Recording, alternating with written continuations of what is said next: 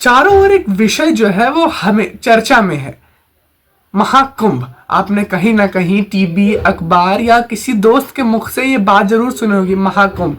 आज के इस वीडियो में we are going to cover, हम हिस्ट्री जानेंगे, आखिर क्यों लगता है महाकुंभ, इसके पीछे की कथा क्या है। साथ ही में समझेंगे कि how this benefits our Indian economy, किस तरीके से इंडियन इकोनॉमी में जो हमारा कुंभ मेला है वो कितना बड़ा रोल प्ले करता है। आखिर क्यों है इस बार का हमारा कुंभ ज्यादा खास, क्योंकि पहले भी कुंभ होते थे 12-12 सालों पर, इस बार क्यों है हमारा खास महाकुंभ और इसे महाकुंभ क्यों कहा गया है, आज की वीडियो में हम समझेंगे। बने रहिए लास्ट तक। सबसे पहले समझते हैं कथा में क्या मान्यता है कि कुंभ मेला क्यों लगता है। एक ऋषि थे, उन्होंने देवताओं को जब श्राप दिया कि आप सभी देवताओं की शक्ति जो है वो क्षीण हो जाएगी, उसके बाद क्या हुआ कि सभी देवता ब्रह्मा जी के पास गए। तो ब्रह्मा जी ने कहा कि हम सब चलते हैं श्री हरि विष्णु जी के पास। तो विष्णु जी ने उपाय बताया कि आप समुद्र मंथन कीजिए और समुद्र मंथन से जो विश्व अमृत प्राप्त होगा वो यदि आप पी लेते हैं तो आपकी शक्तियां वापस आ जाएंगी और अब आप अजर अमर हो जाएंगे। उसके बाद क्या हुआ कि देवताओं के बस में अकेले नहीं था कि वो समुद्र मंथन कर जो अमृत है उसे निकाले। तो उन्होंने क्या किया, दैत्यों असुरों की सहायता ली। असुरों ने भी उनकी सहायता, क्योंकि असुरों का मानना था कि यदि अमृत निकलेगा तो उनमें भी बांटा जाएगा, तो वो भी अमृत को पीकर अजर अमर हो जाएंगे। उसके बाद क्या हुआ कि जैसे ही समुद्र मंथन के दौरान जैसे ही अमृत निकला तो श्री हरि विष्णु जी ने अपने वाहन श्री गरुड़ जी को कहा कि आप जो है अमृत को लेकर जाइए। और अमृत ले जाते समय जो गरुड़ जी थे, उन जो अमृत ले जा रहे थे, तो अमृत की 4 बूंदें 4 जगहों पर पड़ी। पहला प्रयागराज, नासिक, हरिद्वार और उज्जैन।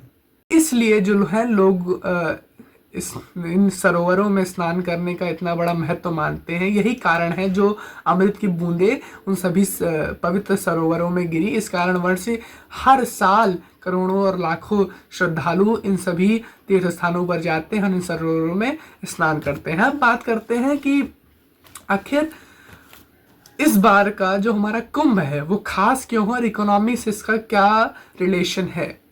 महाकुंभ में लगभग जो खर्चा हुआ 2019 में वो था 2019 में 4,200 करोड़, और जो इससे आमदनी हुई वो 1,20 करोड़ रुपए सरकार को आमदनी हुई। आमदनी के साथ साथ 1 लाख लोगों को इसमें एम्प्लॉयमेंट मिली, रोजगार मिला, और 50,000 लोगों को केवल हॉस्पिटैलिटी में रोजगार मिला। तो इस तरीके से इकोनॉमी को कहीं ना कहीं हमारे बेनिफिट प्रोवाइड करता है। साथ ही साथ क्या होता है, देखिए क्या होता है कि हर 12 वर्ष के अंतराल भारत के प्रमुख 4 तीर्थ स्थान पर कुंभ मेला लगता है। या भारत ही नहीं, विश्व का सबसे बड़ा समागम होता है। प्रयागराज, हरिद्वार, उज्जैन और नासिक, इन 4 स्थानों पर लगभग 1 मास की अवधि के लिए लाखों की संख्या में साधु, सन्यासी, भक्त, विविध पंथ और उपासना पद्धति के अनुयायी एकत्र होते हैं।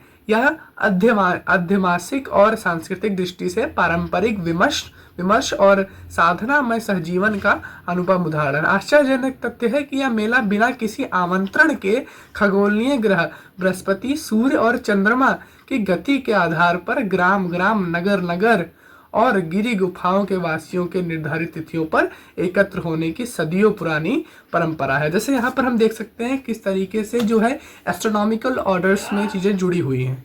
महाकुंभ है ये largest gathering of the world record में भी इसका नाम दर्ज है। 2019 में जो कुंभ मेला हुआ उसमें 20 करोड़ श्रद्धालु आए थे श्रद्धा के साथ, और इस बार जो हो रहा है महाकुंभ ये 144 वर्षों के बाद लग रहा है। इसके पहले वाला जो महाकुंभ था वो 1881 में लगा था। उसके बाद अब ये कुंभ लग रहा है, इसीलिए इसे महाकुंभ कहा गया है। महाकुंभ किस तरीके से इकोनॉमी से रिलेटेड है आप समझते हैं।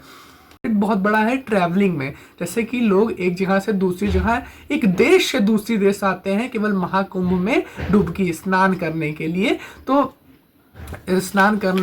ट्रैवलिंग का खर्चा जो है वो सरकार को, इसके लिए भी इकोनॉमी को हमारे बेनिफिट मिलता है। आखिर इस बार का जो हमारा महाकुंभ है वो प्रयागराज में क्यों हो रहा है। देखिए, जब जो ग्रह है हमारा जुपिटर, बृहस्पति जब सूरज का चक्कर लगाता है तो वह स्थान उसी के हिसाब से जब वो जिस एस्ट्रोनॉमिकल ऑर्डर में रहते हैं उस हिसाब से जगह तय होती है। जैसे कि जब भी जो हमारा जुपिटर है, बृहस्पति है, वो वृषभ राशि में रहेगा, और जो हमारा सन और जो हमारा मून है यानी जो हमारा चंद्रमा और सूर्य है, जब वो मकर राशि में रहेंगे तो जो हमारा मेला है वो प्रयागराज में लग रहा है। प्रयागराज का जो मेला है, महाकुंभ है, वो लाखों श्रद्धालुओं के लिए श्रद्धा का केंद्र है। ये हमें आध्यात्म की ओर ले जाने का एक मार्ग प्रस्तावित करता है हमारा महाकुंभ। हमें गर्व होना चाहिए हमारी भारतीय संस्कृति पर और ऐसे व्यक्तियों पर और हमारी गवर्नमेंट पर जो इसका अरेंजमेंट कर रही है। इस बार 1 लाख टॉयलेट्स और 1 लाख से ज़्यादा टेंट लगाए गए हैं महाकुंभ में जाने वाले श्रद्धालुओं को कोई भी दिक्कत ना हो। आज की इस वीडियो में मैंने सारी चीज़ें कवर करने का प्रयास किया है। छोटी सी कोशिश महाकुंभ को आप सभी के बीच तक ले जाने के लिए। धन्यवाद।